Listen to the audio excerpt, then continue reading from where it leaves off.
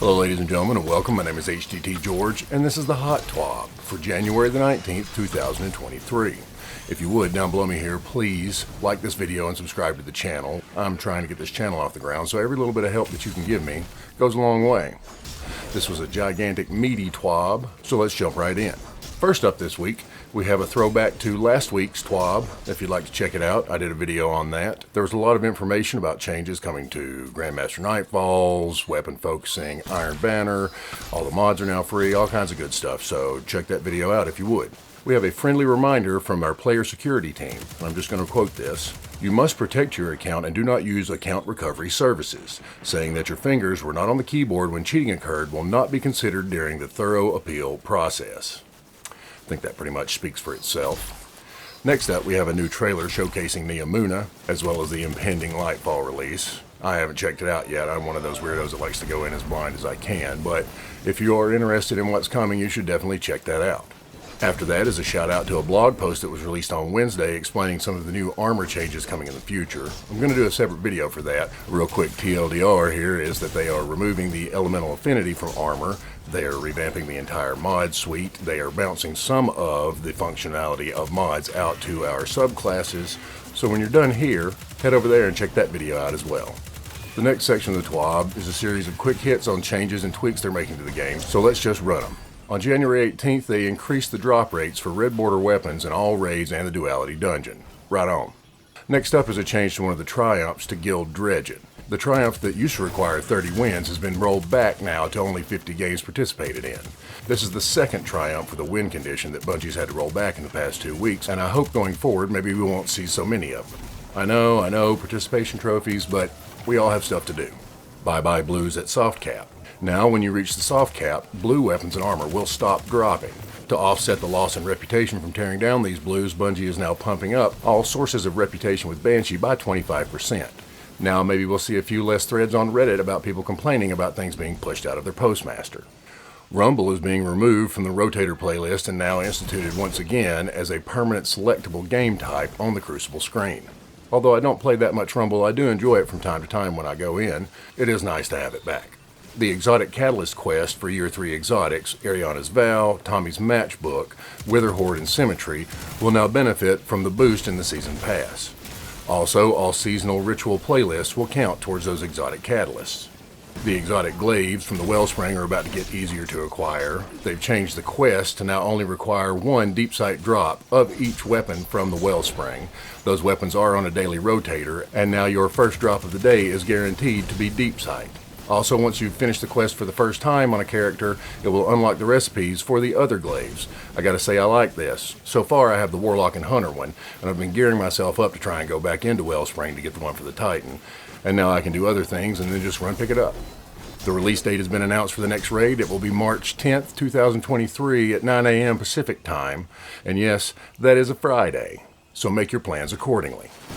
Next up, Bungie talks about matchmaking, and what they are doing is trying to tweak the algorithm to give you a more fair fight, not only against players of other skill, but also team compositions. If you've ever played solo against a 6-stack, you know what I'm talking about. Bungie says they hope that this is going to eventually get to a point where they can remove the freelance nodes and the algorithm will just place everybody accordingly. I like seeing this. I also like that they have said here that they do understand that it's not quite where it needs to be now, but that they are still working on it. So I'm going to reserve my hot take for this for right now and just say I really hope we get there. Next up is a much less divisive topic in the Destiny 2 community, airborne effectiveness. There's a lot of numbers being thrown around here, talk about things that may not interest you, so I'm going to break this down very simply. Before airborne effectiveness was introduced, guns all pretty much felt the same in the air, not very good, but you could slap on an Icarus mod and get them up to usable status. Now when they announced airborne effectiveness, the community pretty much thought that what we were going to do was start from square one and have a way to build even higher.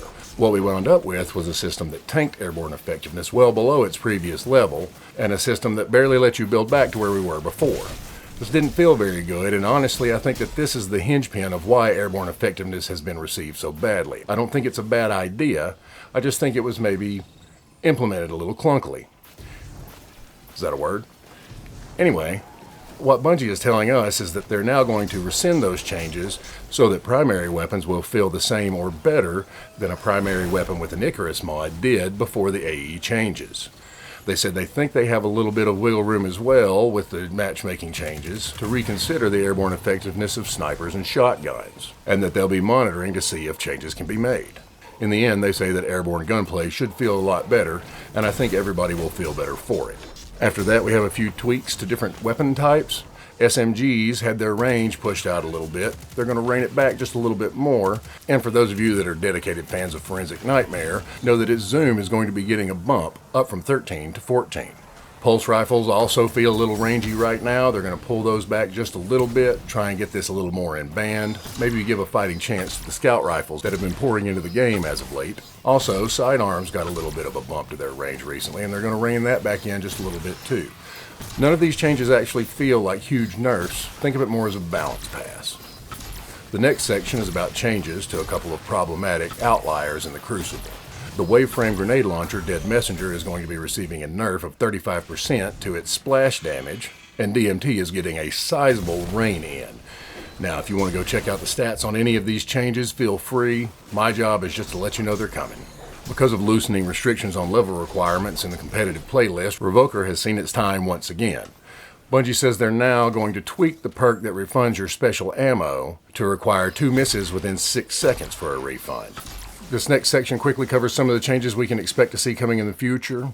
We're going to get a revamp to the hipfire reticles, much the way shotguns had their reticles revamped lately.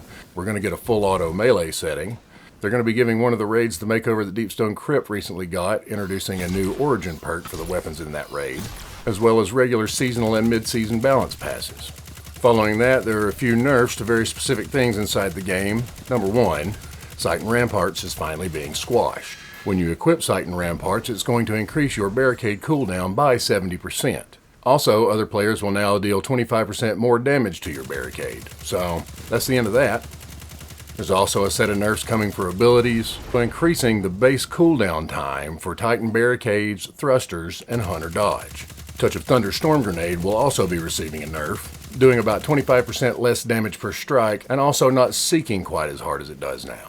This all seems to be an overarching attempt to at least rein in some of the ability spam that we're seeing inside of the Crucible. But fear not, there's also some good news. Back in August of 2021, Bungie introduced penalties to stability, flinch, and shotgun pellet spread while sliding. They say that recent tweaks to matchmaking and balance passes on shotguns have allowed them to rescind this nerf. So dust off your transversives, boys and girls. Aping is back on the menu. All in all, it seems that Bungie's working very hard in the background trying to balance the game. And as always, I'm going to hold judgment on all these changes until I actually get them in my hands. In the next section, Bungie has introduced some new Lunar New Year merch, and they are giving away an emblem. The code is TNNDKM6LG. So swing by and grab that. Also, in unclaimed loot, if you have any unclaimed Prime gaming rewards, you need to go get those now. They're about to disappear.